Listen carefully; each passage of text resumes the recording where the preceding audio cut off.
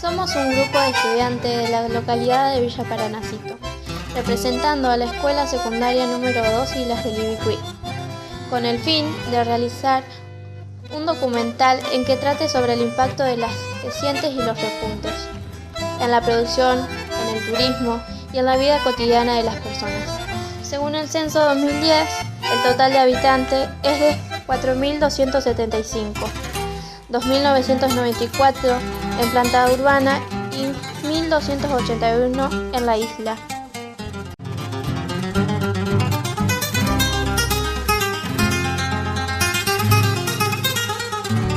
Bueno, buenas tardes, estamos con Jorge Temporetti y vamos a empezar la entrevista sobre las crecientes.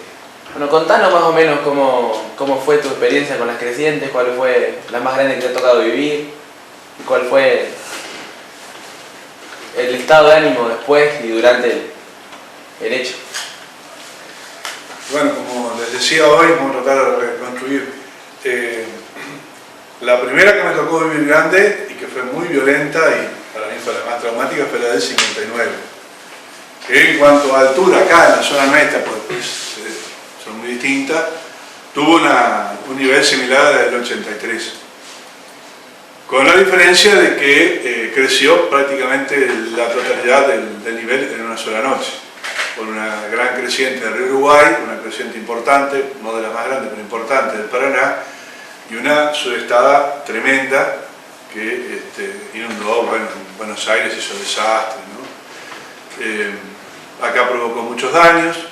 Nosotros, para dar una idea, nos habíamos ido a acostar con la sudestada, después de cenar, y a eso de las 12 de la noche ya nos fueron a buscar con una canoa que llegó hasta la habitación donde nosotros estábamos, y otro día cuando nos levantamos, el agua había tapado la puerta de la habitación. O sea, para entrar a la habitación era que zambullirse y del otro lado, como había 3 escalones, había una pequeña altura.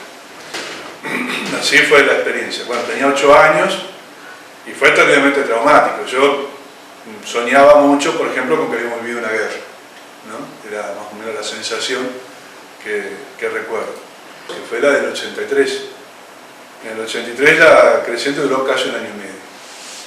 Y el nivel se mantuvo, por ejemplo, dentro de la casa donde vivimos actualmente, o sea, dentro de la isla, que tiene 1,20 m sobre el albardón, tuvo 6 meses el agua dentro. Esa creciente tiene como recuerdo, por ejemplo, que se hicieron las elecciones después de la dictadura. Las elecciones se hicieron en la escuela. En la escuela la gente hacía fila para votar con agua a la rodilla. Era bastante impresionante porque era toda una prueba del interés y del entusiasmo que se había generado con digamos, la retirada de la dictadura y el inicio de un ciclo de democracia que todavía dura. En esa creciente nosotros la vivimos de una manera muy distinta.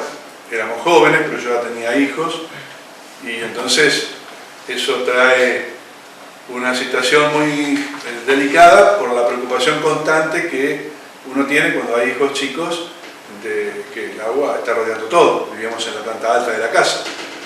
Entonces, realmente es una presión muy muy grande de estar tremendamente atentos y tratar de seguir viviendo, haciendo cosas. En lo económico, hasta el 83, la madera tenía un valor relativo muy importante. Había empezado a decaer, pero todavía tenía un valor importante. Así que aún en plena inundación se siguió, por ejemplo, haciendo madera, arriba de los pontones. Les decía que se había hasta desarrollado una motosierra con una extensión del eje que cortaba casi 2 metros bajo el agua. Con una punta estaba el motor de la motosierra, se clavaba un extremo en la tierra y luego giraban para que la espada fuera cortando el trozo que había sido cortado antes de la parte superior del árbol. Así que en muchos lugares se siguió trabajando haciendo madera. Y además había bastante madera. Tenía un valor, por eso había. En la isla solemos tener inundaciones cíclicas, grandes inundaciones extraordinarias, pequeños repuntes, pequeñas crecientes que duran poco tiempo. Dentro de las inundaciones hemos tenido la que provocó nuestra fundación, allá por 1905, cuando los habitantes desperdigados por las islas empezaron a salir a tierra firme y llegaron a Gualeguaychú, y en Gualeguaychú se preguntaron: ¿y ustedes de dónde son? Nosotros vivimos en la isla, mujeres, niños, adultos mayores, y ahí la provincia nos descubrió. Entonces la decisión del gobernador fue determinar que un puesto policial que se encontraba a orillas del río Paranaguazú desde 1903 se corriera e ingresara dentro de las islas y empezaran a conformarse una sociedad. Así fue como el 25 de mayo de 1906 se crea por decreto esta comunidad para empezar a funcionar como una sociedad. En ese transcurso la comunidad va creciendo, específicamente en las márgenes del río Paranacito y el Brazo Largo, lo que se conoce como Tres Bocas, donde está ubicada la escuela más antigua de la zona, la Escuela 4, Vicente López y Planes, fundada el 17 de agosto de 1921. Ahí estaba el centro poblacional. Villa Paranacito, como zona urbana, se empieza a generar a partir de 1937, cuando se hace una pequeña senda, un pequeño camino, ¿sí?, para poder salir a lo que sería el proyecto anhelado por De la Chiesa de unir Gualeguaychú, ¿sí?, con Puerto Constanza. En la isla ha habido muchísimas crecientes. Una de las más significativas y más dolorosas fue la de 1959, cuando se combinan varios factores: una creciente extraordinaria del Paraná, una creciente extraordinaria del Uruguay, cuyo pico estaba pasando por nuestra zona del delta, y en ese momento hubo una sudestada es viento sudeste de más de 80 km por hora sobre el Río de la Plata, que impide que las aguas, ¿sí?, se desplacen. Eso provocó la noche del 14 de abril del 59 que todo se inundara a una velocidad impresionante y hubo muchos fallecimientos. La consecuencia posterior y la falta de comunicaciones hace que el Estado traiga grandes barcos de la Armada y empiece a evacuar a las personas. Las que todavía estaban sobre los techos, porque como el agua llegó hasta los segundos pisos. Fue muy triste ese éxodo, porque madres con hijos sobre el ferry, ¿sí?, en Zárate, y sus esposos en Gualeguaychú. Fue muy difícil volver a reunir esas familias. El año más importante de esa creciente, que duró 40 días, fue la pérdida total de la producción fruti-hortícola de la zona, ¿sí? Nosotros proveíamos al puerto de frutos de Tigre de todas nuestras frutas y verduras. Eso fue un gran daño económico para la sociedad, y hubo muchas pérdidas humanas, lamentablemente.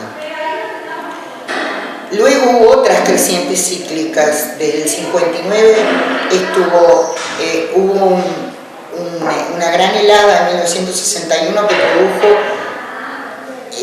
la extinción total de los frutales. Los que no murieron en la creciente del 59 fallecieron, como para nosotros los árboles son como hermanos, ¿sí?